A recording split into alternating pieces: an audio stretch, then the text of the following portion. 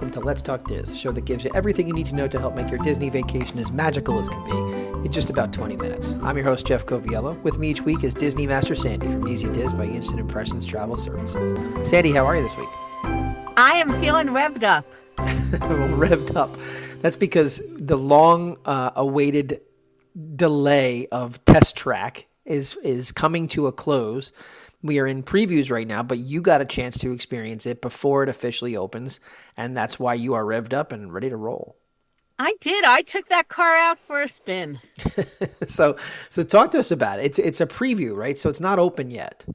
It is a preview. As you all know, they always start with cast member previews. Those people that work with Disney, that's where they get the majority of the kinks out. They don't open it officially, and they do previews, frankly, to make a lot of people feel special. There's annual pass holder previews, Disney Vacation Club previews, and those rides, those opening invitations come with no guarantees. So I got very lucky. I had a nice early in the daytime slot I got on. Right. Others didn't get so lucky. They had a late in the daytime slot. And if you know anything about Test Track, you can probably picture that outside final lap that the car does. And so it is a ride that closes with lightning. And so that's always the tough thing about previews. There are no guarantees, but the good thing, the wait is almost over. July 22nd, it will be open to the public, and you all, as people visiting Epcot, will flock right back in.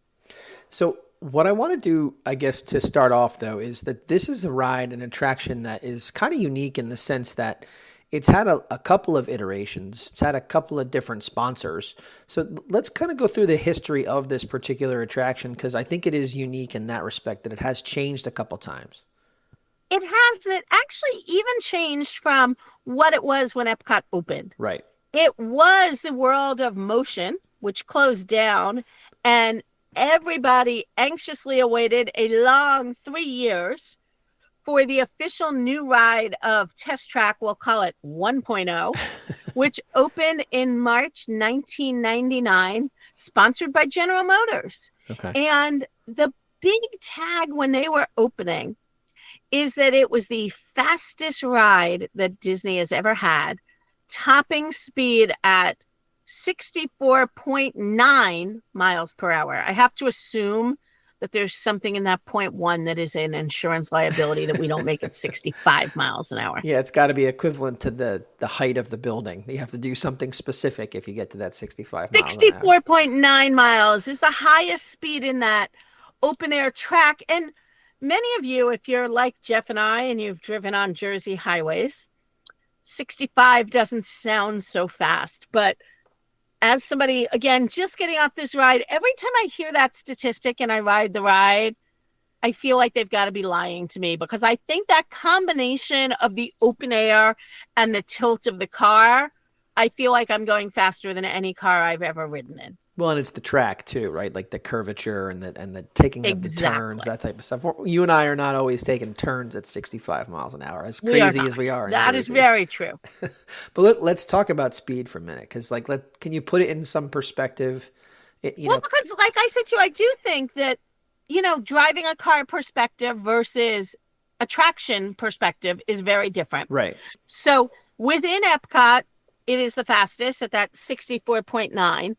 Followed by Guardians at just 50 miles an hour. So look at that big drop, 65 to 50. Well, and anybody that's been on Guardians, like place that in perspective, right? Because Guardians is not slow by any stretch of the imagination. So that's a good comparison.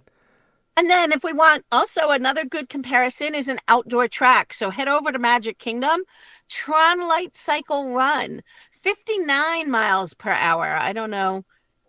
Sitting out there just in that motorcycle, that does feel extremely quick. Definitely.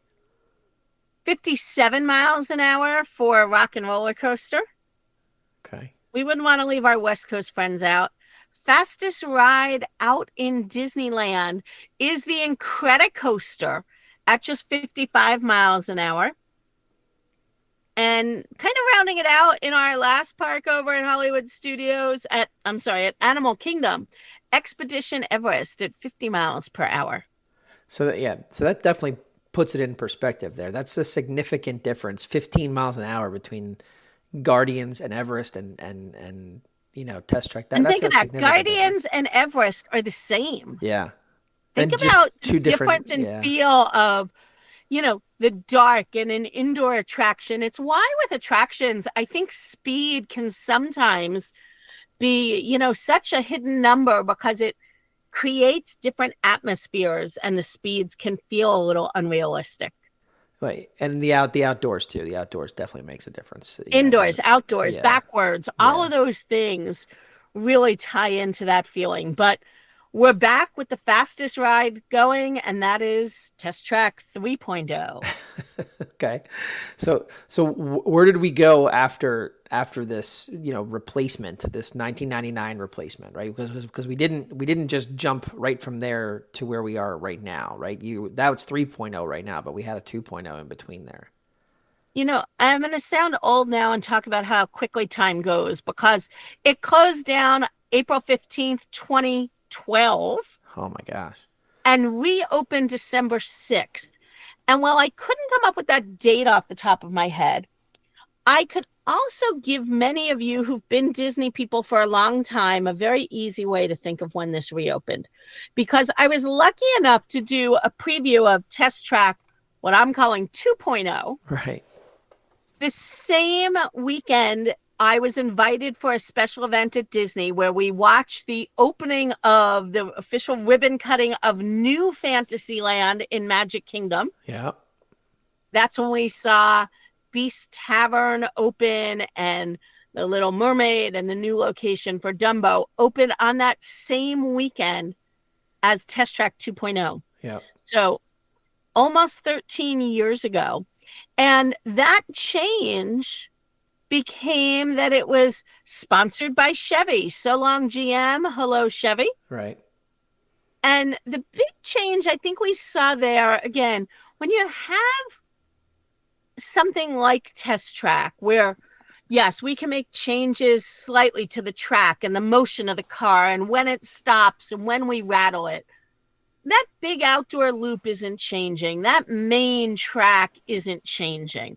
It's the surroundings of that are changing. Sure. And the big thing that changed for 2.0 was a build your car area. Right. And when you got partway through the ride, before you were getting onto the attraction, you got the opportunity, in theory, to customize and build your car. And I'll give you my mechanical term here. It was the biggest cog in the wheel you could find. Yeah.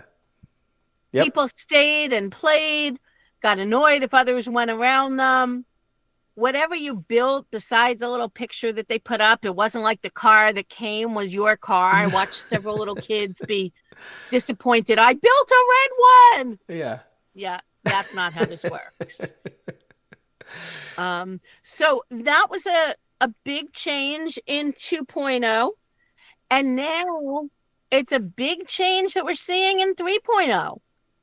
So we were down for how long, really, before this new iteration will take place? It was longer than we thought. It was 13 months. It went down June 17th, 2024 was the last date. Again, it comes live to the public July 22nd.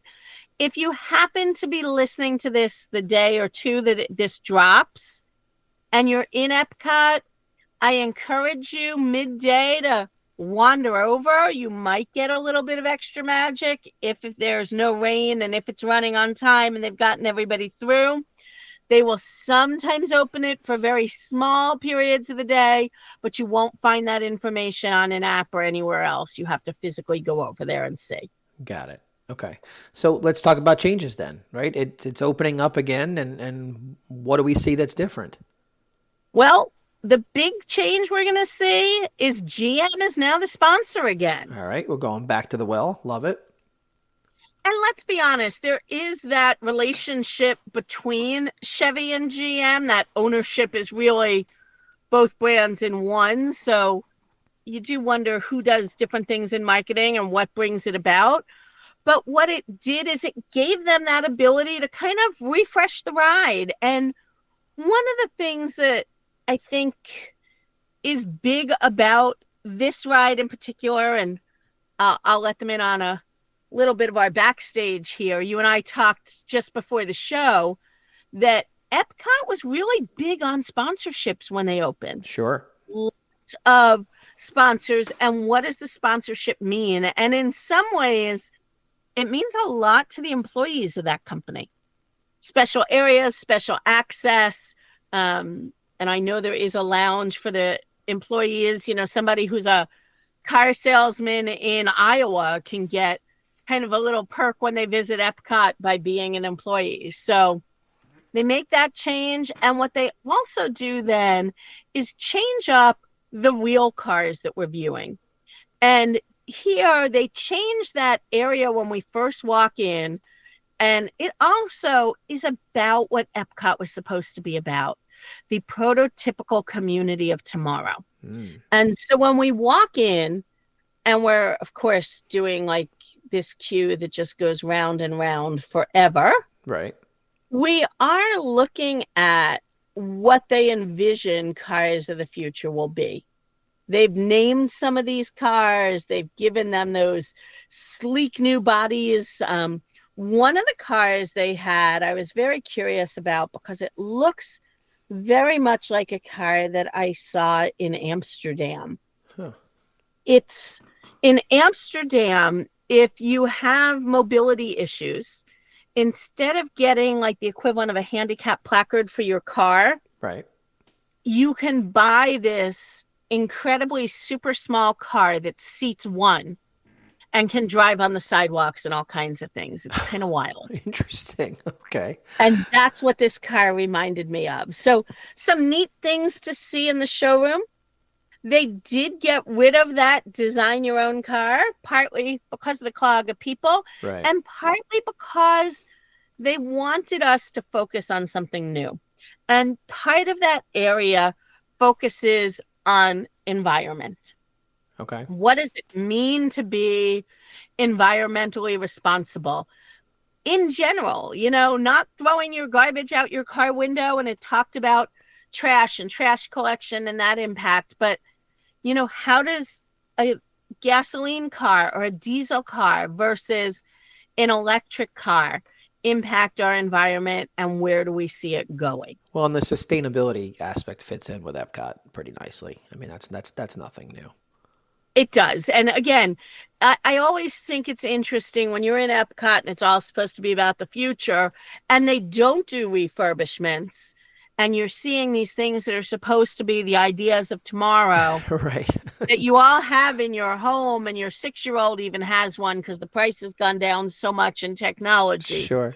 So the refurbishment brings us there, and that's what the beginning of the ride refurbishment does. So you get into the car just like before. It is a 6-seater car, 2 rows, 3 people each. They are new cars, I'm told. They look 99.9999% identical to me. Okay. So You're not going to notice the difference. They very much resemble the old ride car. They resemble the old ride car. They have not changed the queuing up for the ride. They have not changed where you pull your seatbelt from, how you get your seatbelt on, all of those things. Okay. But then your car takes off, and that's where we start to see the change. We have a couple of scenes before we get to that outdoor track. And, you know, it starts off slow, and it's taking you for a drive through the city. And again, talking about electricity and conserving and what it's like at night. And then your car, you're supposed to feel like you're going and parking in your garage. Okay. And it talks about how the future will let you customize your car from your garage after you own it. And I have to say, there was some parts of it that I was like, did I hear that right? Let me check my recording. Cars are going to be made so that you can change out the side panels more easy, not only to change color, but to change look of your car, that there'll be features you can install. And some of that is also because of computer technology, things that, you know, are already implanted in your car that you may not have paid for that upgrade, but they're easy on and off. Sure. Interesting. And then, of course, after we make it through those scenes, you know, we we test the brakes, we go a little faster, we go a little slower, and then of course we want to make sure that we don't have glasses or hats on our head or anything like that as we head outside very quickly through the tunnel and out for that final quick lap. Very cool. Very cool. So, but wind in your hair, the whole 9 yards, all still the same, outdoor conclusion to the ride, all that stuff. So those people that are, purists are still clinging to that they should expect that's still there. They do. I think I definitely rode Test Track 1.0 more than I rode 2.0. Sure. So I will say that what we don't have, and I'm really okay with it, is all the car testing you used to have. Yeah, that was a lot. They didn't spray stuff on you as the corrosion, and you didn't have the cobblestone street to drive down. But you got a good look at how do cars impact our lives now. I mean, think about when it opened and where we are today. Everybody drives now. It's unusual not to have everybody over whatever the legal age in your state is as a driver, and more of those people with cars. And that's why car manufacturers really are looking at what is their impact. Sure. So what about after the ride? Like when you're finished and you get off, obviously the joke consistently is it empties into a lovely gift shop, which is what every attraction seems to do. But what about the theming for it? Was there anything redesigned for the conclusion of the ride? So for us, I would say I think it was incomplete. I think there's some finishing touches that they're putting on. Incomplete in the sense that they're still finishing it. They're still finishing. Okay. There's a section that you walk through that has some new cars that you can see. It felt a little empty, like it was missing more cars, more signage, a little bit more glitz. I think it will be filled in the next week. Okay. There was also a counter area very inconspicuously empty. I'm wondering if we're going to see a push to get more information about electric cars. That certainly wouldn't surprise me. Sure, that makes sense. And then when we walked to the next area, we were greeted by beautiful black pipe and drape. And hidden behind it, as you so eloquently mentioned, is the brand new items in the gift shop that we could not see or purchase prior to that July 22nd opening. Fun. So it will still open into a gift shop with some great new merchandise for everybody. Well, we're coming to the end of the program. So what have we missed as far as this, reimagining of Test Track for folks to know as it begins to open in just a week or so? I think two important things, and one that I'm excited to share, is that this attraction, you can start booking it now if you're on that 7-day advance window for your trip, Cool. is part of Lightning Lane. It is not an individual select attraction because even though it is newly opened, it is not a brand new attraction. So it's included in that bulk pass. You don't have to buy it as an individual. Okay. And if you have Memory Maker / Photo Pass as part of your package, or even if you just want to buy a one-off photo, this does again still include the option for the photo during your big lap outside. Very cool. Well, like you said, it's been a long time, 13 long months that folks have been waiting for this to pop open. And just like everything else in Epcot, hopefully it was worth the wait for those folks that this is a must-do on each one of their trip. I appreciate you taking the time to go down there and being a very important person that you are, as you mentioned at the beginning, getting a chance to get on and experience it for everybody so that they know what to expect. Thanks for doing it, and have a great week. You as well, and I can't wait to talk to you all next week when I give you information on the brand new Starlight Nighttime Parade. You've been waiting a long time for that one. I'm excited. I have. More than the gondolas, it's the Starlight Parade. I'm excited to hear about it. Stay tuned for next week, everyone. And that's a wrap this week on Let's Talk Dis. If anyone you know could benefit from this or any show, please share, have them like, and subscribe. And don't forget to reach out to the folks at Easy Diz by Instant Impressions Travel Services for any Disney destination planning. Make it a great week. And as always, keep making